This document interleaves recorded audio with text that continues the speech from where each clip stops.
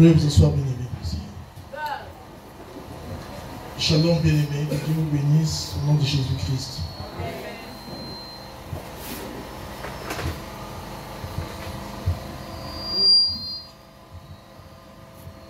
Oui, que Dieu vous bénisse, bien-aimé, vous qui êtes là. Que Dieu vous bénisse au nom de Jésus-Christ. Et vous tous qui nous suivez de partout à travers le média, que Dieu vous bénisse au nom de Jésus-Christ. Notre message du jour, c'est bien dans Matthieu chapitre 3, du verset 7 au 9e verset. Matthieu 3, 7 au 9e verset. Suivez très bien ce message, c'est important de l'aimer. Suivez d'abord la lecture, s'il vous plaît. Le frère va nous lire le message.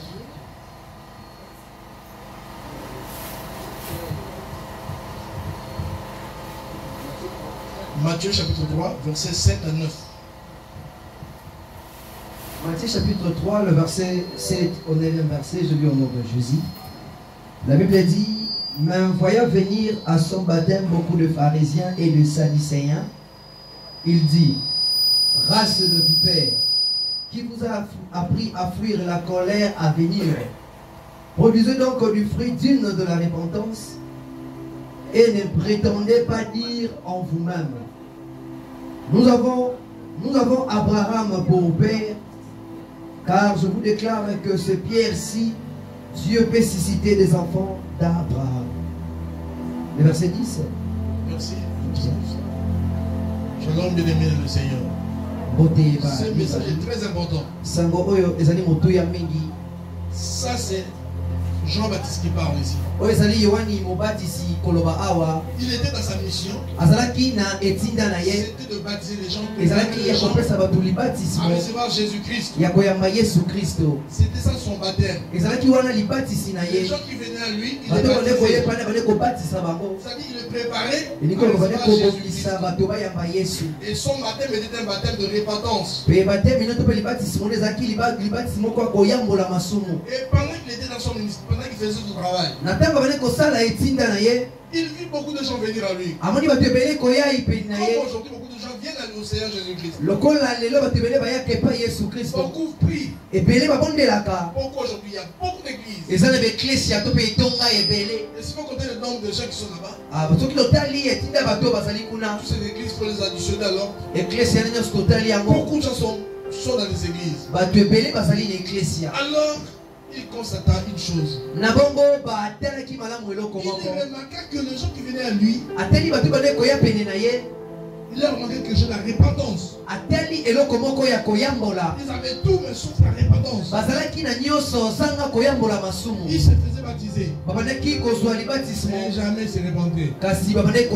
C'est comme aujourd'hui, beaucoup de gens sont pris le Seigneur Jésus. Ils remplissent l'église, mais ils sont jamais repentis. Leur manque la repentance. La repentance, c'est quoi? Je vais expliquer. La repentance, c'est le mot grec métanoïa. Métanoïa. Métanoïa, c'est venir. Il y a deux mots là, méta et noïa. Méta veut dire changement. Et l'autre mot là, changement de mentalité. Ou changement d'intention. Changement d'esprit, de cœur. Bref, c'est le changement de cœur. Quelqu'un change. Il vient prier, mais il change. C'est la repentance. Oh, le vôtre, il a changé cet homme. Depuis qu'il s'est fait baptiser, il a changé. Il n'est plus ce qu'il était. Il y a quelque chose de nouveau dans sa vie. Mais on constate aujourd'hui, il y a des gens qui prient, qui ont le nom de Dieu dans leur bouche, mais jamais, ils se sont jamais repentis. Ils n'ont jamais fait la repentance. J'ai expliqué les mots repentance. J'ai dit la repentance veut dire changement de mentalité, changement de cœur. C'est ça la repentance. Beaucoup de gens viennent prier. Ils remplissent l'église, mais ne sont jamais repentis. Jamais ils se sont repentis. Je reprends encore. La repentance, ça vient du mot grec métanoïa. La repentance vient du mot grec métanoïa. Yes.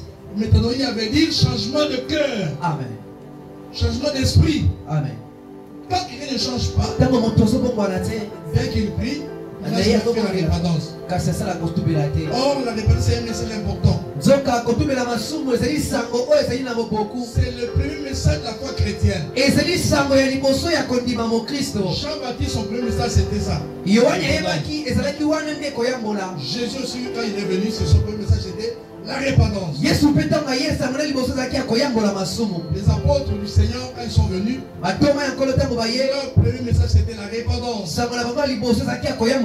L'apôtre Paul de même. Il n'arrêtait pas d'enseigner, de prêcher sur la repentance.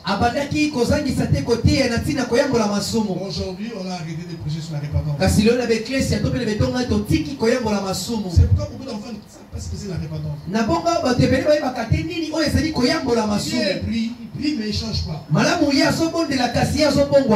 S'il était fumeur de chambre, il continue à fumer du chambre.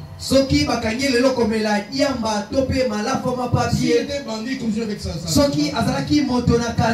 S'il était violeur, il continue avec le viol. S'il est juif, il continue avec des injures. On peut aussi peser l'impudicité, il continue avec ça. Les gens ne changent pas. Vous verrez des chrétiens en train de se bagarrer. Ils ne changent pas. Pourquoi? Parce qu'il n'y a pas la repentance. Pourquoi on ne prêche plus la repentance? Quelqu'un m'a posé des questions. Pourquoi dans nos églises aujourd'hui on ne prêche plus la repentance? Alors Jean, quand il est venu, il a dit, il a vu les pharisiens venir à lui. Vous me direz, pharisien encore c'est quoi? Moi je ne suis pas pharisien, moi je ne suis pas pharisien. Pharisiens étaient des gens comme moi. C'était des grandes églises de ce moment-là. Le mot pharisien, ça vient du mot grec pharisien. Pharisien veut dire séparé. Pharisaios. Yes. Il signifie séparé. C'était une secte juive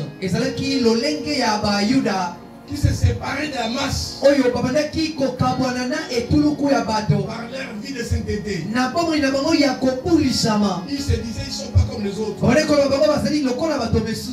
Et ils étaient différents des autres.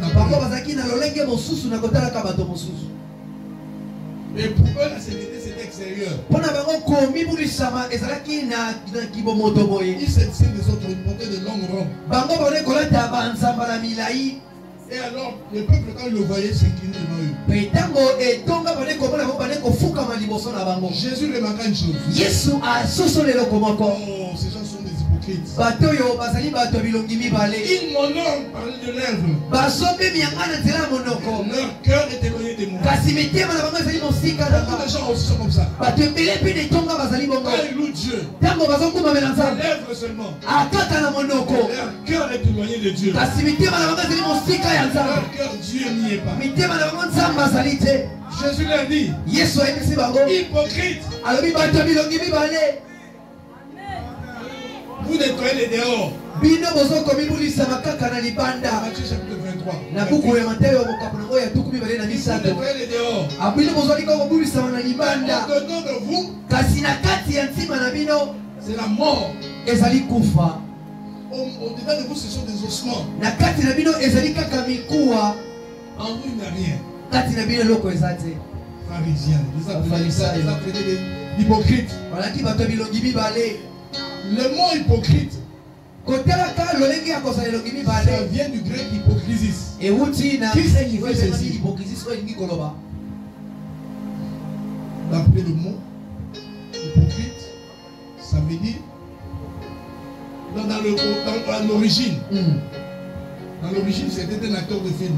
Ah, ezalaki soki tozongi na molongo ezalaki moto bale kosala ba film. Un acteur de film. Moto bale kosala ba film. C'est-à-dire que vous le voyez jouer un rôle. Bino bozomona kosala etinda moko. Il joue un rôle mais il n'est pas ce qu'il est là. Azosala etinda moko kasi azali oyo ozomona te. Prenons par exemple l'exemple de Ngadiadia. Tozwi lokola ndakisa ya Ngadiadia. C'est un acteur, n'est-ce pas? Azali moto asala ba film. Il joue un rôle. Ye asala kaka etinda moko. Il peut jouer un rôle de fou. Akoki bala musuko kozala liboma. Il n'est pas ce qu'il est. Kasi azali liboma te na kozonga na bomoto. Alors, j'avais fait remarquer que na bongo Yohani mobasi asosala était des hypocrites. Ba farisayo bazalaki bato ya bilongi mibale. Il faisait semblant. Babaleki kosala lokola kokumbamela. Des saints. Babale koloba.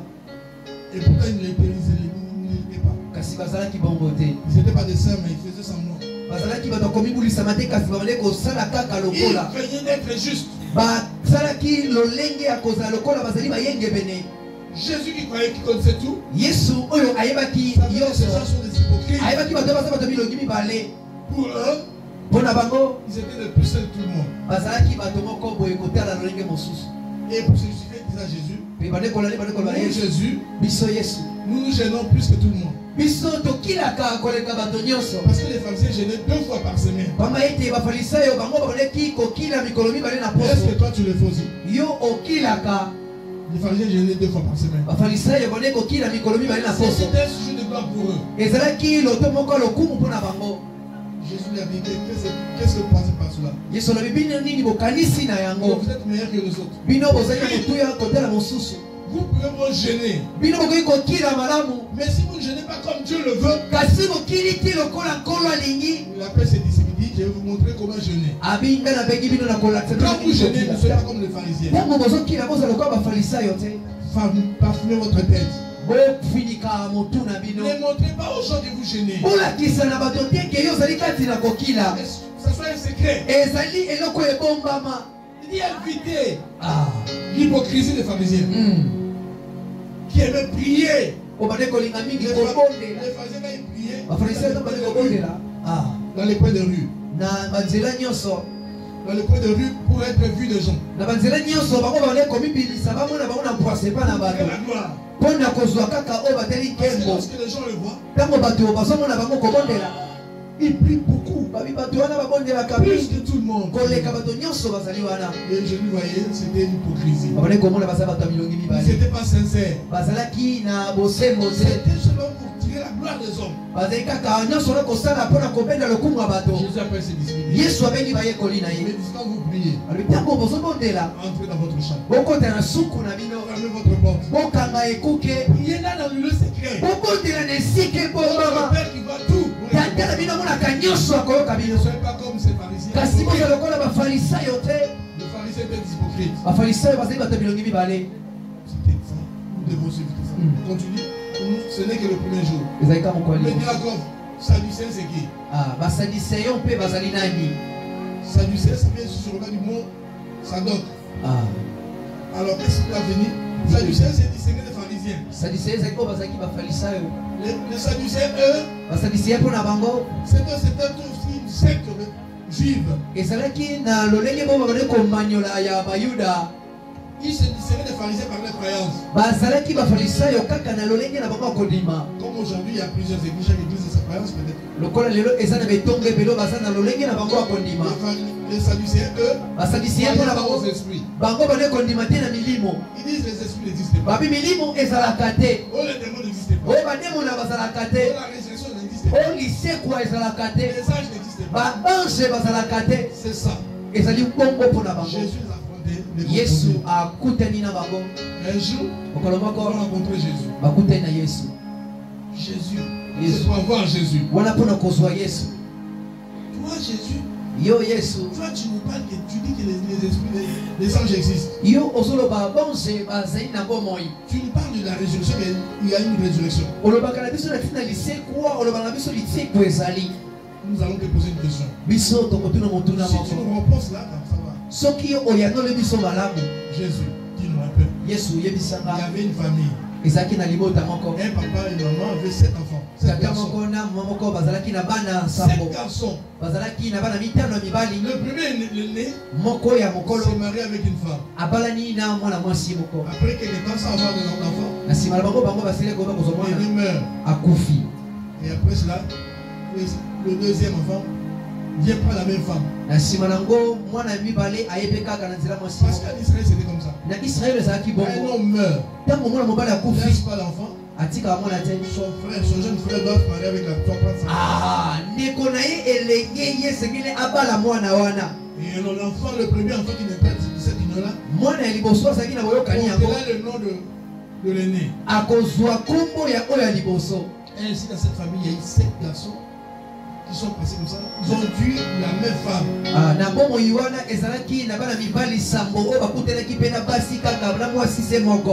L'aîné est mort, le second est venu, il a pris la même femme. Il aussi est mort sans avoir d'enfant. De même, 4e, 5e. Il dit à Jésus, dis-nous un peu. Parce que toi tu dis que la résurrection existe. Alors la résurrection des morts. Lequel de ces là sera le mari de la femme là en question? La femme là qui est restée sera la femme de qui à la résurrection?